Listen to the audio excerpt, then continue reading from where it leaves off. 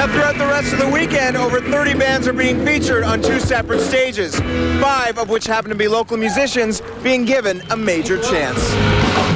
First of all, we're sharing the stage with bands like Matthew Good and Big Wreck. It's just amazing. We're selling lots of CDs now. We're learning the business. It's really, really good for us.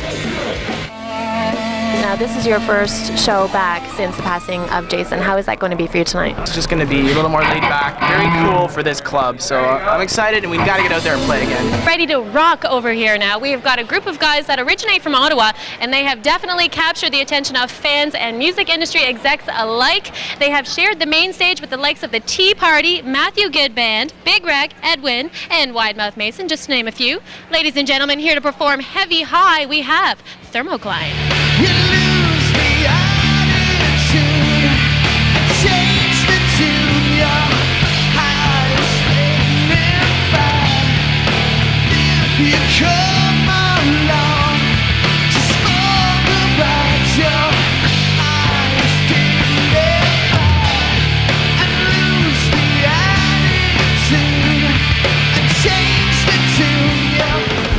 If I don't remember you, then you will remember me.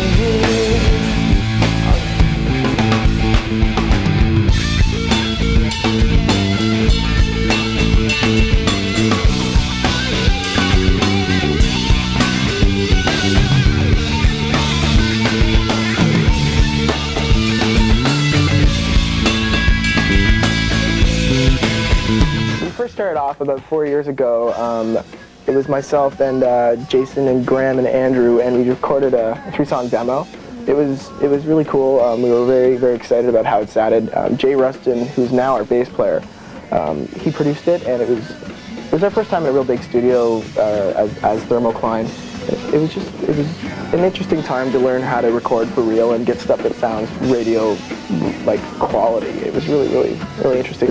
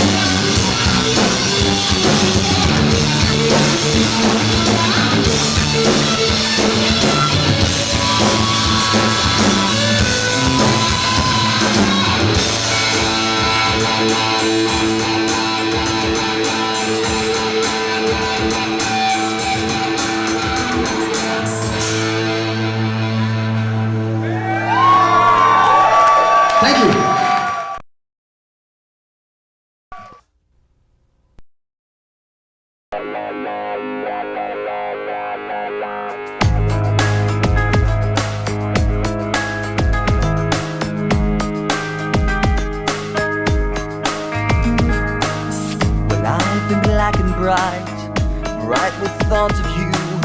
Do you remember me? 'Cause I remember you. Silver like a chain around your name, silver like a chain around your name, a painting. The closets in your eyes, they expose the bones. This day is all yours. I wanna forget now. I wanna forget now. It's the way you look, the way you look, the way you looked at me. If I don't remember you, then you will remember me.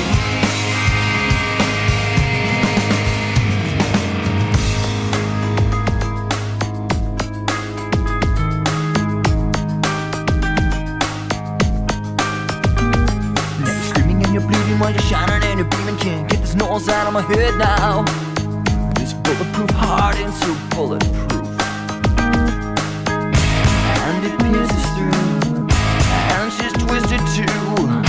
This knife is your tattoo. I wanna forget now.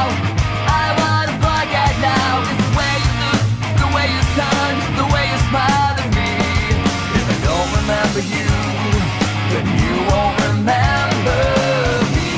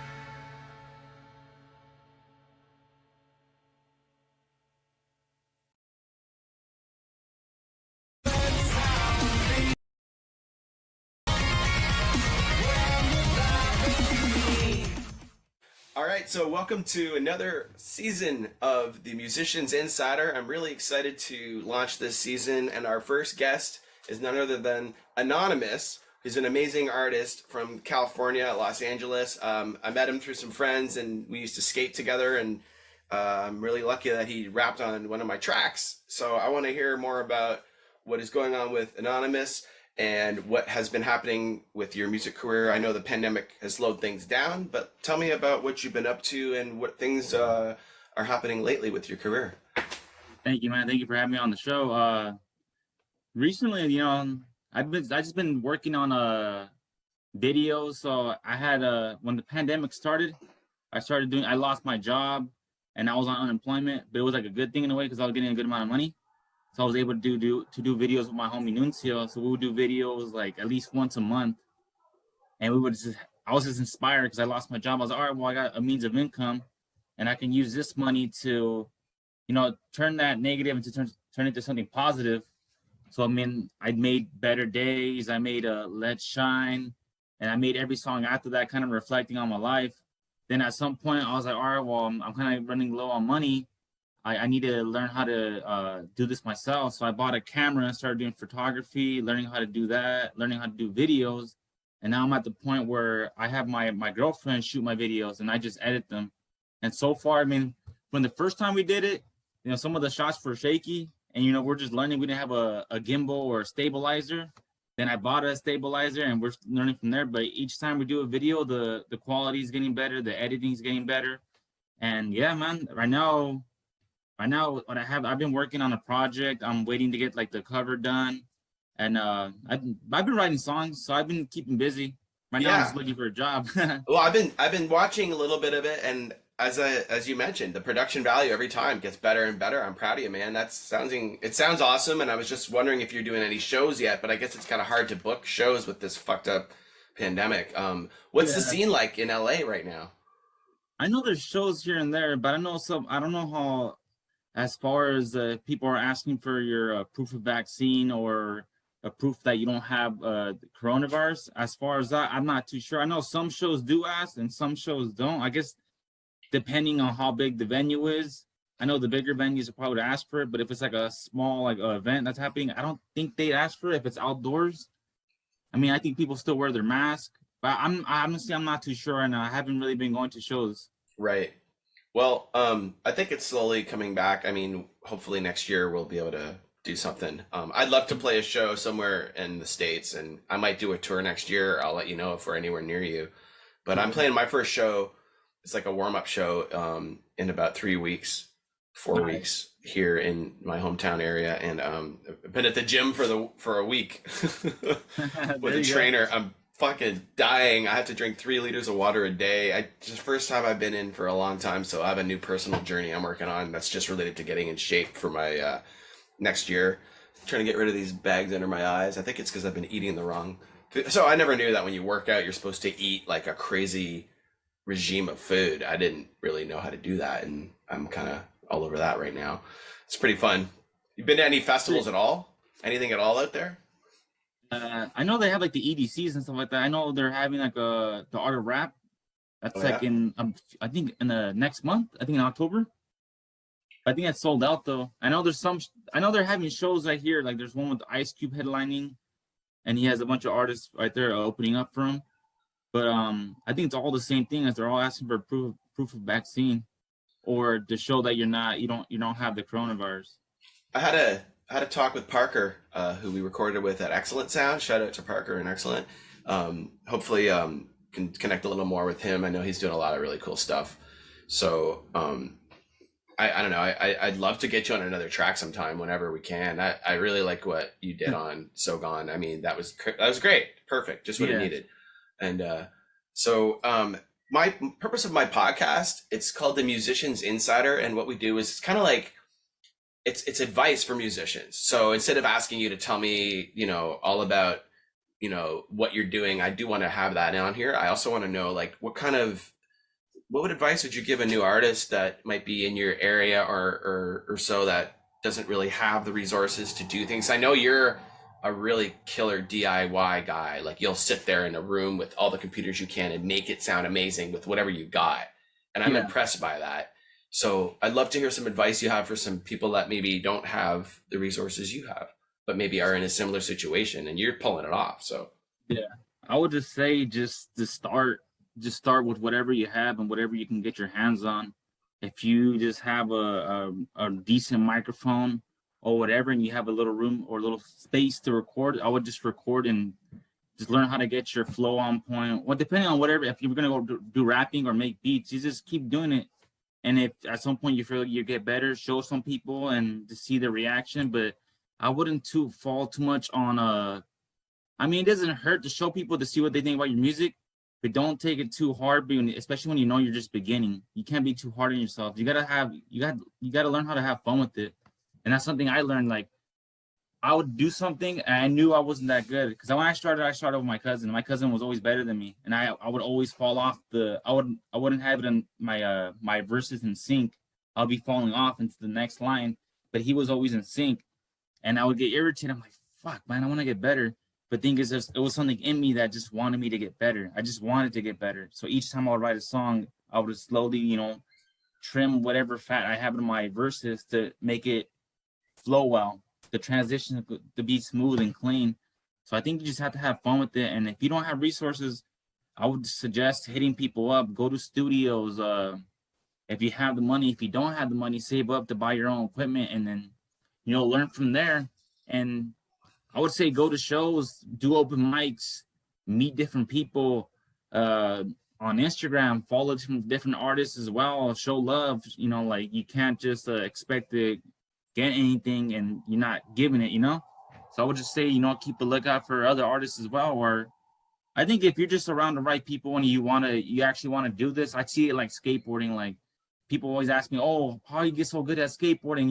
How do you do that? I just tell them like, well, you gotta know how to fall. Like you gotta know how that as skateboarder, you're gonna fall and eat shit and it's gonna hurt, but you're gonna have to get back up and try that trick again till you get it. So I see that the same thing with music. You're gonna fucking fail so much until you finally land that one trick or get that one song that's really good, So I love this. This is great. Yeah, so that's the way I see it, and I always use that reference for music or anything in general. You'll be at a skate park filled with a bunch of other skaters, and some may be better than you, but you're trying this one trick and you keep trying and trying and you're falling, you're eating shit, you're failing, you're constantly failing, and other people are seeing this and they can be like, oh, he's not gonna get it, or whatever. They might think that whatever they want, but then you land that trick and they see like, oh shit, he was dedicated and he ate shit so many times up to the point where he finally got it. Like he didn't give up. And I think that resonates with a lot of people. Like people love to see someone like that. People want to see someone that constantly falls and falls, but when they get it, they like to see like, damn, he has dedication and he's very passionate on what he does.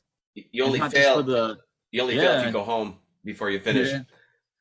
And there's times where you're gonna eat shit bad, dude. I'll be at the skate park and I'll fall all the way down from the half pipe and land on my back, and I'm like, all right, I'm done for today. Yeah. You'll have those days. Like it's gonna happen, but you just gotta learn how to push through it and know that, hey, maybe today's not the day. You come back to it tomorrow.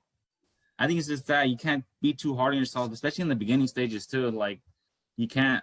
It's a lot harder when you have more years and trying to be like, all right, how can I be creative this time? What can I do differently to do that? And that's like the fun part too, to learn how to be like, all right, how can I step outside the box this time? I definitely relate to that part. I got a lot of years, but I will say it's cool that your positivity is coming through here. I really like it, and the main thing is don't give up, right? Stamina. That's my company's called Stamina. I've been working on this forever. I still haven't put out my first album.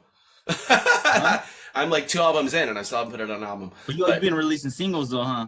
No, it's completely for this record, Against the World, it's completely coming out soon. But it's not out at all. And we shot a new video. I'll have to show it to you soon. But yeah, I guess talking about the advice thing, I think it's really important that people learn from their mistakes, get back up. And like the skateboarding thing is a really good analogy. Only with the music, you really don't get physically injured. Yeah. So you get more hurt. It's like, oh man, they don't like my music or whatever. But that's the thing is, yeah, it's like you can get past that so much easier if you just let it bounce off you. Yeah. Skateboarding, I don't know how to fall very well. I keep breaking shit, so I'm having a hard time. I've never broken anything, man. Knock on wood. You're good at falling. You don't wear pads. I figured out what's wrong. I learned how to skate on ramps at skate parks, and so when you fall, you go to your knee pads or you go to your elbow pads. Yeah. And then when I'm street skating, I'm on a rail fucking bailing, and I'm trying to go to my elbow pads, and I put my arm down and break it because don't know how to fall. You know, and it's not that kids don't want to wear pads, it's that they don't want to go to their knees. They want to roll out of it and run out of it, and the pads get in the way. Yeah, because you're only allowed to bend so far with the pads on. But maybe wear a helmet is what I would tell everyone. Yeah, I mean, I've never been a fan of the helmet at all, but one time it did help me out. I was at a skate park and I was doing I think I was doing an overcrook on a ledge, and I slipped back and hit the corner of the ledge, but luckily I had the helmet. So that's the only time a helmet actually helped me out. But I mean, it's not because I wanted to wear it, it's because at the skate park you had to wear it because they don't want you to sue or whatever. Do you remember? I think you were with me. I went to a skate park with Adam one time, way out near you guys, and there was like this thing where it went down and it went flat and it went up, and it was like those concrete kind of things. And I had my helmet on, and I tried something where I was trying to ollie like really high up to the ledge, and I completely missed, and I landed on my head, and I was the only guy there with a helmet. Was it Burbank? No, it was like out near you guys, like out that way. It doesn't matter, but it was. I just remember. Or they were living at my grandma's house around that area? Yeah, it was somewhere around there. Yeah, and it was like a concrete one where it was like a lot of banks going down and flatten up, and it was a park I'd never been to very often. But there's a lot of people. Okay, and it has like the brick side slope, right? There's like those weird corner ones, like triangle corners everywhere too. Like, you know what I mean? It might have been 4th Street, right next to my grandma's house. It sounds like it. One of those ones. And I remember just like landing on my head, and I was the only one with a helmet on. I don't know. I love snowboarding. I love skateboarding. I just need to keep that shit in its place where I can enjoy it. And I guess maybe I'll wear hockey gloves. I don't know how to fall properly. It's bothering me. I mean, I've been skating for so long. Stick to half pipes, bro. No, I don't know why. It's way easier to fall and catch yourself on a half pipe than in street. Because you can slide all the way down. Yeah, you can catch yourself, and even if you fall, you can kind of find your way to slide down. Like, you know, like even if, but there's sometimes you don't have those moments where you'll fall all the way back, and then you won't be able to slide. So I broke my arm on a spine that was going from 7 feet high to 3 feet. Yeah. And I was doing something. I was gonna try to do a fakie pivot over it, and then I'll just cross it first and practice. And when I was crossing, my foot fell off, and I did a tail block, and I dropped in. It was only 3 feet. But my foot fell off and I just fell weird. My hand went straight down. It's only 3 feet high. There's nowhere to fall. It broke. And I had a fucking wrist guard on. And you can keep breaking your arms and legs, huh? I'm just gonna play music. I'm not gonna ride the hoverboard on stage either. I have 2 of them right there, but yeah. All my boards are right there too. Let me see here. Can I turn that? Yeah, where is it? Okay, so there's the same place from that company you used to work at? Or is it you still work for that company? No. I'm at home. There's my hoverboards. I rented a place. I now live in Canada, and I have StaminaMusic. I'm working on a tour, hopefully, with a couple different things, maybe in the States in 2022. But yeah, just trying to get this podcast rolling. Trying to put some pretty interesting people on. I had Ryan, my roommate, on talking about moving to LA. I thought that was a good thing where you could tell people what is it like to move to California from the East Coast and try to be in the entertainment business. Yeah. So any thoughts on anything like that's always wonderful. But tell me a little more about when your next album or next video is coming out, or what do you have next coming out? Well, I have a project that I'm working. It's done already. Basically, I just been waiting to get a cover, but I'm calling it So What.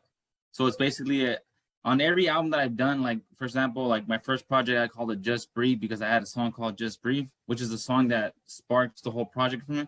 And then after that, I had Touch the Sky because I wrote a song called Touch the Sky, and that sparked the next project. So for this one, I know it's been like almost 3 years since I dropped like an official project. I mean, I released singles here and there, but 3 years, and I wanted to drop something that kind of fit like the mood for those first 2, to be like the trilogy to that. But I'm making it an EP, so it's like at least 7 songs on there. And it's all, you know, all the beats are by me. I mean, all the lyrics by me. I have a few friends that are featured on there. I've had a guy play a saxophone on one of the songs. I have a DJ scratch on a few songs too. So it's pretty tight, man. But as far as that, I should be releasing it within this next, I would say a month and a half.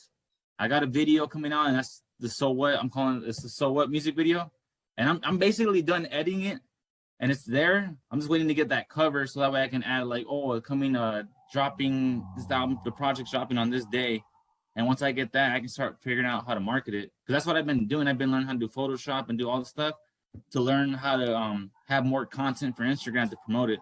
What are you using for distribution? What is it called? Is it DistroKid? DistroKid? Yeah. Are you using that? So I used DistroKid when it first came out, and it totally messed up on me. But it was when they first started, and I think things have changed since then.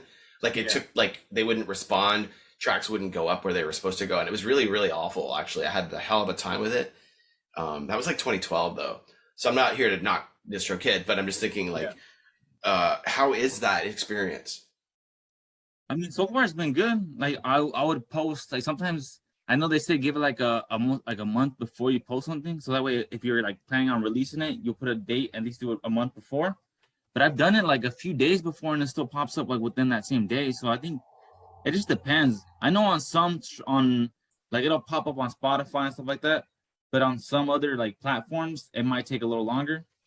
And are you able to like make a release date and meet that date with that platform? Because I found that a lot of these platforms, if you try to do a release date, like you need at least, like you said, a month, but then it doesn't really happen when it's supposed to, and then they generate the links and you don't have them yet, and you can't do it all until you've released it, because then you get the link, you know, like the backwards kind of things that happen with that. No, I mean, so far from what I've been doing, it's been working on me. Awesome. And it depends. I mean, I'll do it a week before, but at least give it a week. But there's been times I've done like 2 or 3 days to be like, all right, well, fuck it. I'm gonna like, it'll be like the song I did was called Light My Owl. It's basically me being at the house, it's getting high and shit like that. So I was like, all right, I was like, I'm gonna release this when I release this, and I was like, oh shit, today's 420. Fucking might as well. I forgot. I was like, all right, release today, and I fucking released it, and it showed up. That's awesome. Within the same day, I was like, oh shit, like, all right. I was like, all right, well, I mean, like, I guess I don't know how. Honestly, it says some people say month, but I mean, it comes up for me. So from what I've learned, generally you want to do like when you do release something, you kind of want to do a pre-release for like a month, where you say the first week you release like maybe the single, and then the next week you release a video, and then the next week you have like podcast interviews, and then the next week the album drops or something, like when you're going to put out the EP or the album. Try to have like some sort of like a very simple plan like that will actually really, really help you with your pre-release sales and things like that. And that's what I recommend to people to do. I'm still trying to figure mine out, and when it happens, it'll be interesting. That's what I'm trying. I've been having time to do it. It's just more like I have a whole like plan on my wall of what I want to do. It's like, I'm still a fan of physical copies and stuff like that. And I know people still do, like, will support that. So I want to make at least a limited amount. And at the same time too, I want to make t-shirts of the project and stuff like that. So that way, I don't just like, oh, here's just a project. No, I got the physicals, merch. I got the merch, and then videos to go with it as well. So I love what you're doing, man. The whole rollout. I don't have, like, my album hasn't come out yet. I don't have a record company that's got tons of artists or anything on it. It's just me. Mm-hmm. I got a great manager and some really cool people. My first show's coming up, but the reason I'm saying this is, like, if my deal allows me to distribute artists and things like that, I definitely want to, you know, hear what you're doing more, because me might be able to help you out. I would love to, because I like what you're like one of the best do-it-yourself artists I've seen, but you don't have the exposure you deserve. And I don't know what you have to spend money to get that, and that's the hard part, right? Yeah. I've spent a lot of money on the production and the technical stuff. Like for my show for the last year, like I haven't really been able to sit around recording guitar parts because I've been busy creating how to play it live, with all the backtracks and Ableton. And I have a drummer. I have a fucking drummer now, and he's awesome. His name's Jack, and he can sing. So, but I'm doing my first gig without him because he's out of town, and I'm just going to do a warm-up gig with some friends of mine in their band before they do some shows, and I'm going to just play to the drums and stuff. But I got to get that dialed in, and hopefully get some shows happening soon. I'd love to play a show sometime anywhere near you guys. Well, so thank you for coming on. What I'll do is I'll let you know when we're going to post this season 2. I'm pretty excited about it. If you have any releases coming up, please let me know, and I'll put them on the podcast page. I can update it. And I'd love to have you back if you have more going on. And I'd love to see you if we have a show. Maybe you can come sing your verse somewhere. I'm down, bro. Just let me know whenever you're in town or near my area. I'm down to show up to do that. Can you fly to Canada for like the next 3 weeks for one half for a 30-minute show? Come up and sing one song. I wish I had the money like that right now, bro. If I had the money like that, I wouldn't mind doing something like that. Well, I've never been to Canada, bro. Do you have a passport? No, I don't have a passport. Get a 10-year passport so that when you have the opportunity, you're not like, oh shit, I don't have a passport. So there's some advice. If you want to go international with your music career, get a fucking passport. Do you have to get the vaccine in order to get the passport, or now, or how does that work? Well, I mean, are you getting the vaccine? No, I haven't gotten it.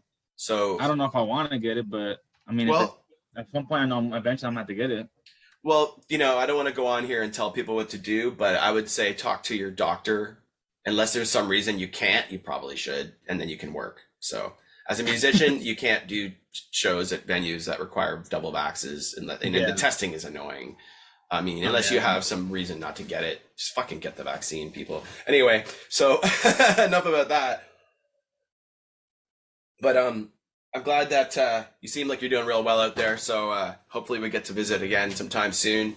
And the places where people can find your music, is the best place your Instagram? And if so, you want to just tell me that and I'll put it up in front here. Yeah, it's at Anonymous the MC94. Yeah. Do you have a website? No, I don't have a website right now. I had a website, but I had to get that going again. But you can find me on YouTube. Just type in Anonymous MC, and if you can't find that, just type in Anonymous Better Days, and you can subscribe to my channel from right there. Excellent. So yeah, usually I have all my singles right there. You can find me on Spotify. Just look up Anonymous, Touch the Sky, and that should pop up right there. And yeah, pretty much any platform, SoundCloud. Even though I don't use SoundCloud no more, but it shows up on there. And when you do write your lyrics, like, are you one of those people who can just rap on the fly? Like, are you good at that? I mean, I think from what I've heard, freestyling? Yeah, like, is that something you do, or do you like to record it and then trim the fat and go back and then like Dr. Dre that shit, or how do you? No, like let's say if I write it, it usually just like I'll kind of like freestyle a little bit, not too much. Like I'll just start and I'll figure out like a line, and from that one line I'll just build off of it. Like I'll be thinking of this fucking, like the other day I was thinking about a line I said, like the higher the hill, the bigger the bill. The higher they say the higher the hill, the bigger the bill. I say the higher I am, the better I feel, or something like that. And that was because I was just driving. I was like, that's a funny little line right there. I'm gonna put that away and use that for something. I like that. Like, that's cool. And I was like, all right, that can be something that, like, if I find the right beat to it, because it wasn't like I listened to a beat and I wrote it. It was just like, that'd be cool to say. And I just wrote it down. And I was like, all right. Usually when I do that, there'll be like little stuff that I put away. Then eventually I'll find a beat and I'll put it and I'll listen to it. I'm like, that goes right there. And then I'll finish off the song like that. So when that drops someday on some song, we'll link back from this podcast to that song. Love it. I'm gonna use it. I'm gonna use it. I think you should, man. And hopefully we can all get in a room together and make music again. That'd be fun. Oh, definitely. I'm gonna release the Be Alright too. I like it. I know, man. My friend's been asking me to release it, and I'm like, all right, dude. Like, I need to release that. I'm gonna get it mastered too. So I have the stems to it. I know I have all the stems. I just need to go get it mastered. I have a homie that masters, so I'm gonna have him master it, and then release it. So man, I'm pretty excited for that. So I'm gonna have the So What project. Then after that, I have 3 songs I recorded with right there at the XLMT Studios. Excellent, yeah. Excellent. And I have 3 songs with that, so I'll just call it like the Lost and Found EP, since I recorded those songs like a few years ago and put them out. It's still new until it comes out. Yeah, so I'm gonna have Boof Boof, and I'm working on more songs. So I'm like thinking like, all right, I got brand new music. Sorry to cut you off. I got brand new music that was written before you were born. It's brand new until it comes out, my friend. It's all brand new. So I know you're saying you've got lost things, but like you're still a brand new artist, you know? So like when you put something out, it's brand new. You don't have to tell people it's old because they don't care. Yeah. And they don't know unless they ask. I mean, like, if for some reason it sounds older, but I think like if it's timeless, that's dope. Your shit sounds great. You spit really good lines. I love what you're doing. I'd love to hear more, and I wish you really well, man. So we'll have to reconnect again soon. Anything you want to say before we rock out today? Just thank you for having me, bro, and for giving me a platform to, to share my music on and to show what I'm all about. So thank you for that, bro. Oh, hey, anytime. And just so you know, like, I know it seems like we haven't done much since we last saw you, but literally the record's still not out yet. So it's like all this time and it's like literally just about to happen. So thanks for your patience on all of that. And hopefully we'll make some money, right? All right, buddy. Do a video for that song, dude. Okay, so the first video is I'm Not Sorry. The second video is going to likely be Change. I don't know what the third video is, but it's going to either be Vibin' Me or So Gone. That's what I'm thinking. And if we do the video, I'm calling you. I might make you do the scene out there, but I'd rather be out there with you and do a whole shoot. We have a really good video production company. I think you're going to like I'm Not Sorry. I'll send it to you as soon as I can. It's not online yet. For sure, I'm looking forward to that, dude. All right, thanks, bud. And so this has been another episode of the Musicians Insider. I'm KRONIS once again, and thanks for your time today. Thanks. All right, thanks.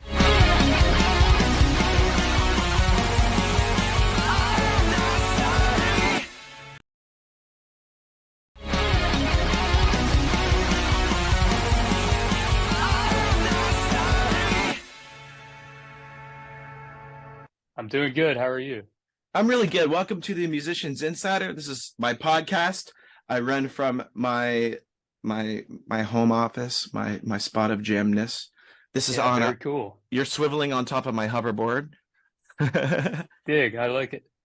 You have a nice wall of guitars behind you there, my friend.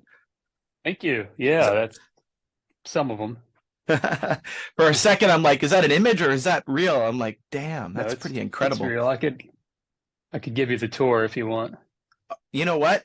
I would have nothing more than ask you to absolutely give me the tour. Let's see what you got. You want to do that now? Sure, why not? And then we'll talk a little bit. Actually, let's just give a little introduction first. So yeah. Welcome to the Musicians Insider podcast. I'm Aaron KRONIS. What I do is I like to interview musicians and artists and people in the industry around the world and ask them for advice to give to my audience about how perhaps they could one day do what you're doing or learn from your experience. Great. Cool. Pretty chill. I don't have any questions printed out to read to you from ChatGPT or anything weird like that. It's just a conversation. And I need some answers from ChatGPT, actually. It's all about making a really long question prompt. Right. Yeah. There's a job now called a prompt engineer. Nice. So let's do the tour. Why not? Cool. Yeah. Let me see if I can flip this around. Yeah. Cool. Great. I can even zoom and stuff. Oh, This right is on. the wall of the more used stuff. This is where I usually end up down here. You're such a session player. Les Paul or Stratland. I have this cool telly that I built from Warmouth. You know that company? WARMUTH? OTH. They're in OTH. They're in Washington State. And you I'll put a can link. kind of, it's like you do it yourself kind of thing. So it comes and there's just a body and a neck and parts and you put it together. Oh, I would never trust myself for something like that. Man, I did it in a weekend and I'm not handy. It was really, really cool. What kind of tools? Then, over here we have the Sitar? slightly less used stuff. And then some other weird stuff. Even less used stuff back here. So for the kids at home, a session guitar player, this is what their studio can sometimes really, really grow into stuff like this. Look at all the guitars and pedals and everything. And I guess all the people listening on the podcast only are just have already tuned out and are listening to something else now. That's the best part of it all. We're not describing what he's showing too much, but I do have, my podcast is a video, and I do encourage people to go to the YouTube channel and watch these as well. But yeah, he's showing me an amazing collection of instruments and amps and everything in his different rooms. This used to be an ISO booth, but now it's just spillover for other stuff. And then let's see. And then so here's some amps over here. These are all on I have 4 heads on a head switcher, so I can real quick go back and forth between sounds. Got some pedals on the floor. I like the Vox pedals Wah on the shelf. Yeah, that's actually modified, but it does sound very good. I modified mine too. Interesting. Yeah, and then I use my little controller, so I can pretend to be a real engineer. I got a little bit of outboard gear, and that's kind of it, you know. What else do you need? Someone to push all the buttons. Exactly. I do need that, as a matter of fact. Well, that's really cool. Well, I definitely want to ask you a couple things. You know, like I did read a bit about what you've been up to, and I see that you've done some pretty big things. So I think what I'd like to ask you for is maybe just tell me a brief history of kind of a little bit about yourself, how you ended up kind of where you are. And then I'd also definitely want to ask you a tiny bit about Joe Satriani and a little bit about a couple other things you've been doing, like the Foo Fighters and stuff. So that sounds really neat. So let's hear a little bit about where you've come from. Okay, first I maybe need to clear up something. I think the Joe Satriani Foo Fighters thing, those are credits for a producer that I just worked with on my new record. Okay. So yeah, I didn't want to. I'm always kind of you see people that put these credits on their site or whatever, and you're like, wait, you really did all this? And then you find out like, well, no, like that was really a stretch. So I personally try and you know, not do that. Hey, no problem. So, I full was disclosure, yeah. honestly, I was skimming through your information about you, and when I saw those names, I just thought I jotted their names down and thought ask about them. That's it. Cool. Yeah, we can circle back to that. Well, actually, we can maybe touch on that now. I have a new record coming out in the fall, and I worked with the great producer Jim Scott. So he was Rick Rubin's engineer for many years, and he also worked with the Foo Fighters. He did one of the more recent Joe Satriani records. He's done Tom Petty, Wilco, Tedeschi Trucks Band, just a lot of my favorite records. He's got this crazy studio up in Santa Clarita that's like this wonder emporium of just insane amounts of gear. Actually, on my Instagram, I have a few videos of just walking around the place going like, wow, look at all this stuff. And he's just one of those old school engineers that gets, you know, you do one take and then you walk in the control room for a playback and it's like, whoa, it sounds like a record already. So very cool. Yeah. Really, so really like fun. I think the new record, what's it called? That's a good question. I've got a few working titles kicking around in my head. You know, it's funny. It's all instrumental. I don't sing. I wish I did because life would be much easier if I sang. I could play music that fit into a nice little box. So when people said, "Oh, what's your music sound like?" I could say, "Americana singer-songwriter," or, you know, well, it doesn't rock. Just so you know, it's not that easy. I'm a singer. My artist name is KRONIS, and I do it all myself. All of it. And it's still extremely difficult to break above the crowd, even though, like, what do you do? Alt rock using EDM tools? Right. Yeah. There's probably, you know, a subgenre for that though on Spotify. So hopefully. But yeah, so I play instrumental music because I don't sing. So the guitar kind of takes the lead vocal role. And I grew up playing everything. You know, I kind of started at the tail end of the hair metal era. And then as it was transitioning to grunge, so that was like kind of that's all kind of in my DNA with a lot of classic rock. But then along the way, I made a pretty sharp left turn down the dark jazz highway. Oh, wow. And I stayed there for a few years. So it's kind of got all these elements. And I've just been kind of calling it like instrumental blues, like in the style of Jeff Beck and Larry Carlton. I noticed you mentioned that you do some stuff at the Baked Potato. I used to live in Burbank, so I've been there a lot. Oh, great. I'm near Toronto now. Pandemic sent me back. But yeah, man, I'd love to hear about some jams. You probably know Andy Sinisi, a drummer. I had him on one of my tracks, and I know him pretty good from that place too. Yeah, I just saw Andy the other night. We went to see a mutual friend play at this little place in Santa Monica. So, yeah, I love Andy. I miss LA so much, my friend. Yeah, he played with Frankie Valli at a little casino near us here in Rama, Ontario, and he put me on the guest list. I got to go hang out with him and see the Big Girls Don't Cry and My Girl songs. That guy's like 90 something. Wow, That's he's incredible. Old. Yeah, I love that. How Hope is LA? I'm still doing that when I'm 90. Whereabouts are you? Like, you don't have to tell me specific, but are you like in Santa Monica or where are you at? I'm in the Valley in Studio City. I'm actually about 8 minutes from the Baked Potato. Beautiful. So yeah, it works out. I love that place, man. That's really cool, man. Yeah, I've had a lot of weird band meeting things go there, but like where you go to meet people, you go there. Sure. Yeah, totally. I also really miss the rainbow. I tell my friends about it all the time. I miss just hanging out near the Lemmy statue and enjoying the air. Right. Yeah. And probably not the same with him gone now. Right. I mean, but what do you do? Um, I did see a band play at their 40th anniversary. I think it was Kicks. And then I think Matt Starr is now with Kicks. All these Okay. people are now joining up and doing crazy things. Yeah. Do you go to the NAMM show every year? Is that something you've been doing, or you've probably been a lot? I'm one of the few that love going to the NAMM show, although I haven't been able to go the last couple of years.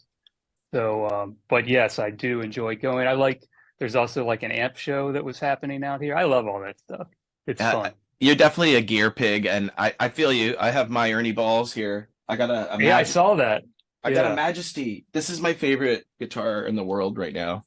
Oh my God. Like if you get a chance. And like all I do is I flip to the piezo for clean, go back for heavy, and that I use Ableton to do my switching. And this is just a JP6 as well as this one here. Really love those guitars. Ernie Ball is my crew. They're great guitars, and I love the people who play them, especially Steve Morse. He was a big influence on me. I got to meet him at NAMM a few times. Real nice guy, and like he knows how to play like the right way, like the right songs. He was a big influence because he wrote it them. was like, well, yeah, exactly. But it was like, oh, here's a guy who's just kind of down to earth, like he's not stumbling off the stage, and he's like flying planes and also writing this crazy music and making it happen. Like this kind of outside of the box music. He's just committed to doing it for so many years and has the respect of his peers. So it was kind of like he was somebody I sort of almost like maybe modeled myself after a little bit. Right, session player. So on that note, if someone is watching this and says, I wish I could go to Los Angeles and be a session guitar player, but I can't afford to blah blah blah. But even though it's actually pretty cheap to live in LA if you know what you're doing, I would say, what kind of advice have you got for someone who maybe wants to try to do it from wherever they're at, or how do you get into it? I would say be patient. It takes a while. I mean, I've been here almost 20 years now, and I feel like I'm finally kind of starting to reap some of the rewards of all my years of like just head down, nose to the grindstone kind of stuff. But also you got to stay well-rounded. I mean, as a session player anymore, you don't really have the luxury of having like 3 guitars on a date where somebody can go, okay, you cover the hard reading stuff, I'll cover, the acoustic strumming stuff, and a third person can just be like auxiliary, whatever else needs to be covered. So it's just like they need to be able to hire one person. Like this morning, I was doing this thing where it's acoustic guitar, ukulele, banjo, and dobro all kind of playing these cues.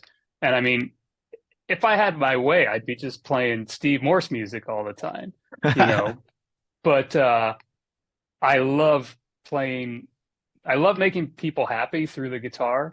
And so a lot of times that means playing dobro and playing banjo and figuring it out when they write stuff that's actually, hey, the banjo actually doesn't go that low, but maybe I can tune down, low enough to cover this part, or, all these little challenges that come up along the way, kind of navigating that stuff. It's a fun puzzle to solve for people.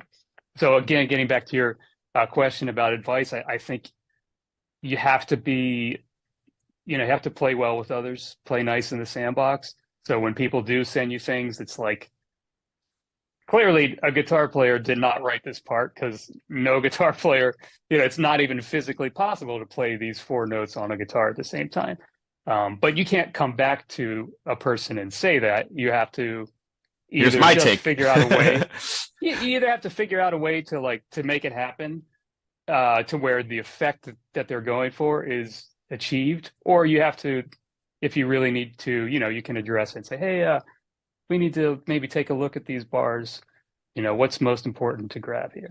I mean, the good thing is, through the magic of Pro Tools, kind of anything is playable these days. But getting back to your thing about, oh, you need a button pusher, it's like sometimes I spend so much time doing this stuff in Pro Tools where it's like, hold on, I need another track, and then you have to name it so it looks pretty when they, because you're not just playing guitar anymore. You're engineering, you're running Pro Tools, you're producing and arranging on the spot. When you do get to a section where it's like, okay, this is unplayable, 9 times out of 10, I'm working by myself, and the client might be across the world, and it's, they're asleep because it's nighttime there, and there's not really, the turnaround is so tight. It just has to get done right now in this moment. So you really have to wear a lot of hats. Yeah, and it doesn't really make sense to have another person if you're the one getting paid for the gig, right? Because then you're paying someone else to do what you just need to learn how to handle your own. Well, and that's, again, it's something I've actually tried a few times, and I haven't really found somebody who honestly is willing to work hard enough. And I think that's where nine times out of 10 people who, like I did, move here to do something creative, I don't know if they're willing to make the sacrifices that you have to make. I mean, you really have to put everything else to the side and make whatever it is that you moved here to do, your number one priority, to the detriment of probably most other things in your life for at least a good 10 or 20 years, And I feel you. And I was just going to say, I used to be in bands where like we were really blessed. We would hire the best engineers in town, and I got used to doing that, so I wouldn't ever compromise anything. So therefore, I'm like, I'm not mixing it because I can't. It's gonna never sound as good. Because I don't know, you seen Steel Panther? Because you're like, sure. So my buddy who was in our group mixer, Jay Rustin, amazing guy. He's their producer. Yeah, I love his work. Yeah, I haven't seen him in a while. I've been hoping to get him on here, but I was blessed to have him as the engineer when I did my first record, and he ended up joining our band for a bit because we had it's a long story, but love that guy. So after having his ears on all my mixes, like I was super hesitant about ever touching anything unless it was someone like him or better, which kept me out of really getting anything done for a while too. But found a good studio at Hollywood and Vine that's really cool called Excellent Sound, and they're more EDM. So I went to them and said, look, I want to do alt rock, but with EDM tools, and I use Ableton for everything. It's amazing. Very, very fun. Cool. But I don't do session work really. Like I'm not out like doing compositions and things like, and I think what you're doing is something that, it's a skill in itself to be able to craft, music for other people and not be attached to it too much and feel like you're giving away your babies. And that's something I wanted to ask you about. How do you not give away your best stuff when you're in it? Because sometimes you just like, oh, I got to use that part I wrote, and you're like, crap, that was mine. Well, I mean, that's the job, and it's not like what's the expression, a zero-sum game. I mean, hopefully there's an unending well of ideas that, I mean, brilliant if you're doing your job correctly. And I mean, in a way that gets into a little bit of woo-woo life stuff, like you do need to stay inspired and wake up every day coming in ready to make music. And you go through phases where you're like, oh, I played this part, I mean, I myself, like, I've found things where now I definitely do sometimes go, okay, I know this works, but like, please, let's find something else. Less generic. Well, also, I mean, it's hard because sometimes you are working on these projects for years with people, and they've come to expect a certain, level of density in terms of what you're giving them. I mean, a lot of times it's like, hey, we've got this, like I do these, they're like big parades for theme parks. You can guess maybe which ones they might be. Yeah. That anytime there's a new, like Halloween, they do another big parade. Or let's jump. Clearly, you're talking about Knott's Berry Farm. So, just kidding. So all year long, you're getting these things, and a lot of times the ask, I guess you would say, is like, hey, we have this song about Halloween, and it just sounds a little flat. Like, can you make the choruses pop? Can you make the verse not sound so stagnant? All this kind of stuff. So you do develop,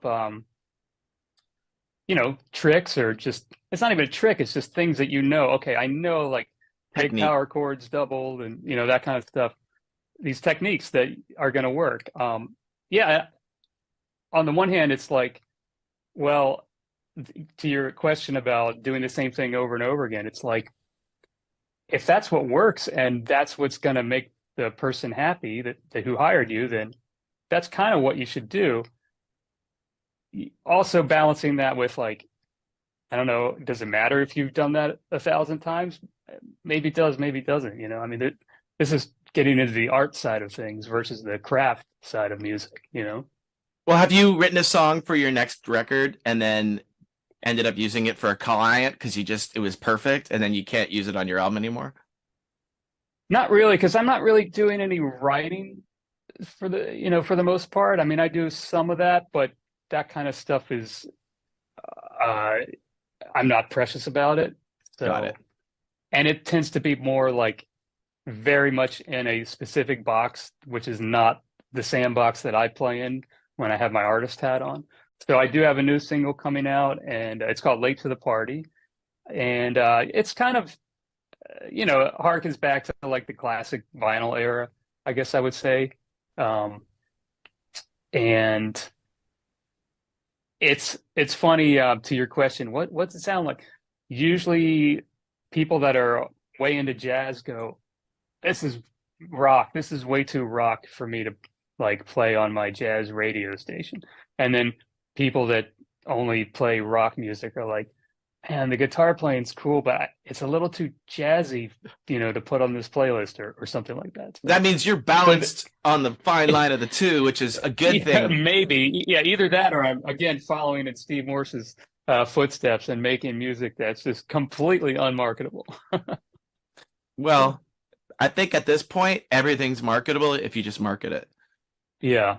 I try and look at it like, well, would I like this? I mean, and in a way, like, it's like I'm making this maybe for like 17-year-old me, and I think like, yeah, I would be way into this actually. So I want to believe that there's, some kid out there who likes all the same stuff that I liked and,